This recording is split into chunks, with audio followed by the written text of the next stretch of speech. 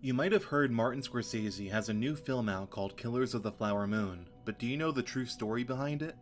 The Osage Nation, the tribe at the center of this story, historically controlled more than 100 million acres of the American Midwest.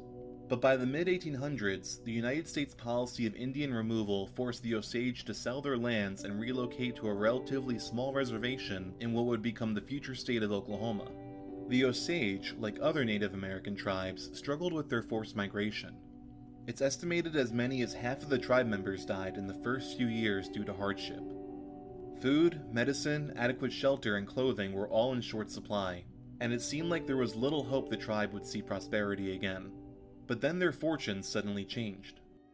In 1894, oil was discovered underneath Osage land, and the demand for black gold was just beginning to boom. With the discovery of oil, tycoons flocked to the area to secure land and mineral leases for drilling. Historically, land was owned by a tribe as a whole and shared among members.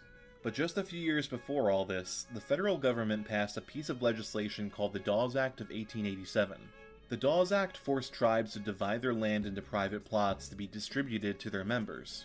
However, the Osage Nation successfully argued this only applied to surface land and that the mineral rights under the whole reservation were still owned communally by the tribe. This meant that some tribe members received payments for leasing their land to oil companies, but everyone in the tribe, at least at first, would be entitled to a split of royalties from the oil sales. On July 1st, 1907, a share of the royalties, called a head right, was issued to each member of the Osage Nation. There were 2,229 members, and even split among so many people, the payments were far from small. In the early years, head right holders received as much as $10,000 annually, worth about $320,000 now when adjusted for inflation. By the 1920s, the Osage were considered one of the wealthiest groups of people in the entire world. These head rights could be bought, sold, or inherited, and this is where things began to take a horrific turn. Starting in 1918, a series of mysterious deaths began to plague Osage County. Dozens of wealthy tribe members were becoming the victims of unsolved murders, and with their deaths, the ownership of their head rights and land was changing hands. The killings came to the attention of the Bureau of Investigation, the FBI's predecessor, and an agent named Tom White was dispatched to solve the case. His investigation made two startling discoveries. By 1925, at least 60 wealthy tribe members had died, and their head rights and estates were transferred through coercion, manipulation, and fraudulent wills to their guardians.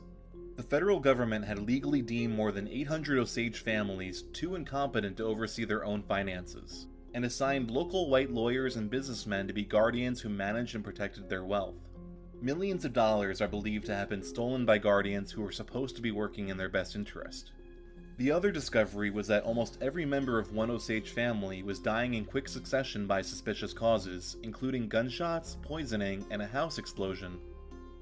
36-year-old tribe member Anna Brown's body was found in a ravine with a bullet wound to the head, and over the following months, her mother, a sister, a brother-in-law, and two cousins were also murdered. Agents and tribal leaders suspected a local white cattle rancher named William Hale was behind a conspiracy to profit on the deaths of these family members. He had fraudulently made himself the beneficiary of a $25,000 life insurance payment of one of Anna's cousins. But critically, his nephew Ernest Burkhart married the family's last surviving member Molly and came within a breath of claiming the wealth and head rights which consolidated with each death. Ernest had already begun poisoning Molly by the time the scheme came to light. Thanks to confessions, witness testimony, financial records, and circumstantial evidence, William Hale, Ernest Burkhart, and a hitman they hired named John Ramsey were sentenced to life in prison. However, Ernest was paroled after just 10 years, and Hale and Ramsey made parole after 20. For over 100 years, oil has continued to be extracted from underneath Osage County.